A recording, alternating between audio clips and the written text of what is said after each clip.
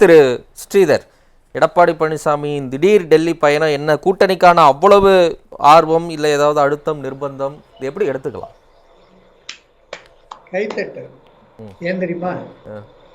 அதிமுக யாருமே மதிக்கிறது இல்லை, ஒரு கூட்டணியே வராது, கூட்டணியே இல்லாம அனாதையா இருக்கிற எடப்பாடி பழனிசாமி அப்படின்னு சொல்லும்போது நான் அடிக்கடி சொல்லுவேன், அரசியலில் இல்லை என்ற வார்த்தைக்கு அகராதியில் இடம் இல்லை, அரசியல் அகராதியில நிமிஷத்துக்கு நிமிஷம் மாறுபடும் சொன்னேன். அதைத்தான் இங்கேயும் வலியுறுத்தேன். எடப்பாடி பழனிசாமி அவன் இன்னைக்கு டெல்லி போன உடனே எங்கெல்லாமோ உதறல் எடுத்துருக்கு. அது இப்போ ஒரு வருஷத்துக்கு முன்னாடியே உதறல் எடுத்துட்டான். இன்னும் பல காலங்கள் இருக்கு, இல்ல பல மாதங்கள் இருக்கு. நெருங்க நெருங்க நெருங்க சூடு பயங்கரமா இருக்கும், அரசியல் சூடு. இதை நம்ம பார்த்துட்டு வந்திருக்கோம். இதை பார்த்ததுனால நம்ம சொல்றோம் அரசியல்ல எதுவும் நடக்கும். ஒன்னும் சங்கடப்படாதீங்க, வாட்ச் பண்ணுங்க. அரசியல்ல இதெல்லாம் சகஜம், எதுவுமே இல்லை, முடியாது, முடிஞ்சு போச்சு, அவ்வளவுதான், முடிஞ்சிச்சு, கதை முடிஞ்சு, அதிமுக அழிஞ்சு போச்சு, இப்படி எல்லாம் தயவு செய்து பேசாதீங்கன்னு பல தடவை சொல்லிட்டேன். அதற்கு பதில் தான் இந்த சாதாரண ஒரு சின்ன சம்பவம், ஒரு எடுத்துக்காட்டு. சரி, ஒரு சந்தேகம். நீங்க வலுவா இருக்கிறீங்க, ரொம்ப வலிமையா இருக்கிறீங்க, இன்னைக்கு தெரியுது அப்படின்னா எடப்பாடி பழனிசாமியை நோக்கி அமித்ஷா வந்திருக்கணும், இல்ல மத்தவங்க இங்க வந்து பேசி இருக்கணும். தமிழ்நாட்டுல நீங்க தான் பெரிய கட்சி. செல்வி ஜெயலலிதா இல்லத்துக்கு வாஜ்பாய் அவர்களோ இல்ல அருண்ஜேட்லி அவர்களோ வந்து காத்திருந்த காலம், போயஸ் கார்டனுக்கு வந்து காத்திருந்த காலம் மாறி இன்னைக்கு நீங்க அங்க போய் சந்திக்கக்கூடிய நிலை இருந்தா அதை எப்படி வலிமைன்னு நீங்க சொல்ல முடியும்? நல்ல கேள்வி, கரெக்டான கேள்வி கேட்டிருக்கீங்க. அதாவது எடப்பாடி பழனிசாமியுடைய அளவு, அவருடைய உயரம் அவருக்கு தெரியும், அவருடைய உயரம் கட்சியில் எல்லாத்துக்கும் தெரியும், ஜெயலலிதாவுடைய உயரம் நாட்டு மக்களுக்கே தெரியும். அப்படி இருக்கின்ற பொழுது ஒவ்வொருத்தருடைய உயரத்தை வைத்து நாம் கணக்கு போடக்கூடாது அரசியல்ல. அதே மாதிரி எம்ஜிஆர் சிரிச்சுக்கிட்டே இருப்பாரு எதிர்கட்சிகளை பார்த்து. இது எடப்பாடியின் உயரத்தை பத்தி பேசல, அதிமுகவின் உயரத்தை பத்தி பேசுறேன் நானு. புரியுதா? அதிமுகனாலும் சரி, பொதுச் செயலாளர் தான் அதிமுக தான் பொதுச் செயலாளர், அப்படித்தான் நம்ம கட்சியில பார்க்கணும். அதிமுக கட்சியை விட்டுட்டு பொதுச் செயலாளர் மட்டும் பார்க்க கூடாது, அது அரசியல் ஞானம் கிடையாது, கரெக்ட் கிடையாது. காம்பரன்சியா நம்ம பார்க்கணும். அப்படி பார்க்கின்ற பொழுது நான் பல தடவை சொல்லியிருக்கேன், எங்க லெட்டர்ல இருக்கும். இப்ப தமிழரசன் ஒரு லெட்டர் இருக்குன்னா நீங்க தான் பொதுச் செயலாளர். யார்கிட்ட பொதுச் செயலாளர் இருக்கோ அதுதான் தொண்டர்களுடைய கட்சி, அதுதான் தொண்டர்கள் நினைக்கிறார்கள்.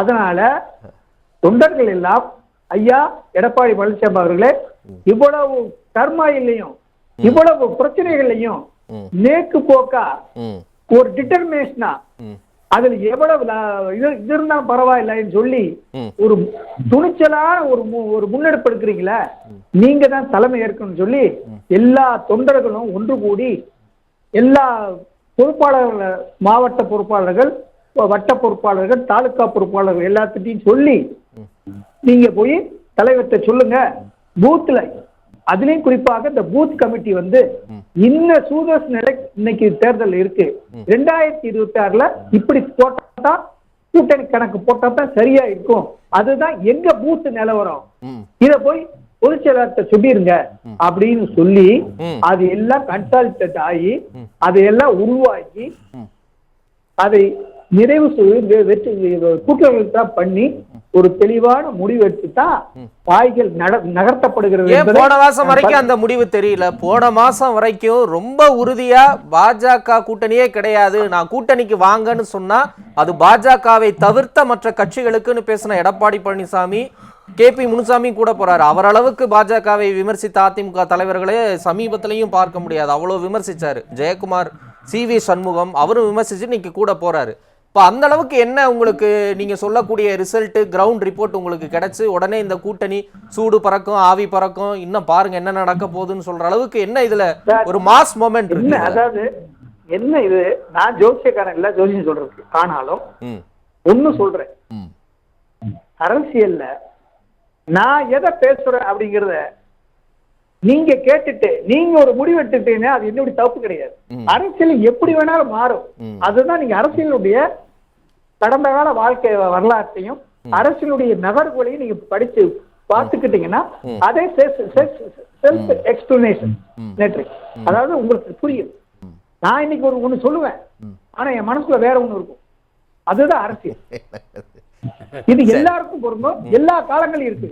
அப்படி இருக்கின்ற போது அரசியலில் அதிமுக யாரையும் தாண்டி போகாது. அதிமுக சக்தி, அதனுடைய கட்டமைப்பு, அதனுடைய தேர்தல் வியூகம், அதனுடைய தேர்தல் வேலைகள், அதனுடைய தேர்தல் வேலைகள் தொண்டர்கள் ஈடுபடுகின்ற பாங்கு, அந்த ஈடுபாடு எல்லாம் மற்ற கட்சிகள் நன்கு உணர்ந்திருக்கிறார்கள். குறிப்பாக அதிலும் குறிப்பாக டெல்லி வட்டாரம். இதையெல்லாம் வைத்து பார்க்கின்ற பொழுது அரசியலில் எதுவும் சாத்தியம், எப்பொழுதும் சாத்தியம், என்ன வேணாலும் நடக்கலாம். இன்னும் போக போக காட்சிகள் மாறும். ரைட். என்ன என்ன என்ன மாறுது, என்ன நடக்குதுன்னு பார்க்கலாம். ஸ்ரீதர், இந்த கேள்வியோட சேர்த்து உங்க நிறைவு கருத்தை சொல்லிடுங்க. நாளைக்கு நானும் புகழேந்தியும் போறோம் ஊர்களுக்கு. கூட கேமராவை யாராவது நீங்க கூட கேமரா அனுப்பிச்சு விடுங்க தம்பி.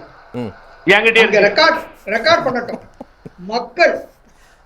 இல்ல, கேமரா ரெக்கார்ட் பண்றது ஒரு பொதுவான ஆளா இருக்கும். மக்கள் வந்து அந்த கிராமங்கள்ல என்ன சொல்றாங்க, நான் சொல்றத என்டார்ஸ் பண்றாங்களா, புகழேந்தி சொல்றத என்டார்ஸ் பண்றதா கேளுங்க. அதுக்கு அடுத்து அரசியல் வச்சுக்கோ. இல்ல என்ன என்னது என்னது என்ன என்ன என்ன சொல்லுவாங்க, என்ன சொல்லுவாங்க, என்ன சொல்லுவாங்கன்னா திமுக ஒரு கூட்டணி அமைச்சிருக்கு இல்லையா, திமுக தோற்கடிக்கணும்னா நீங்க கூட்டணி இப்படி இப்படி அமையமான மக்களே ஒரு கூட்டணியை சொல்லி கொடுப்பாங்க. அப்படியே 10 தடவை தோத்தாரு. அப்பயே 10 தடவை மக்கள் அப்பயே ஸ்ரீதர் சார் 10 தடவை மக்கள் தோக்கடிச்சாங்க. இல்ல இல்ல, ஏன் 10 தடவை மக்கள்? சரி, ஓகே ஓகே, அவர் சொல்லட்டும் திருப்புகழேந்தி. ஓகே, முதல்ல 2026 தேர்தல் வருது அண்ணா, 2026 தேர்தல் வருது. திமுக கூட்டணி வந்து வலுவா இருக்குது. அது வந்து கோட்டை விட்டுறாரு, அது வந்து ஆட்சிக்கு வந்துரும்.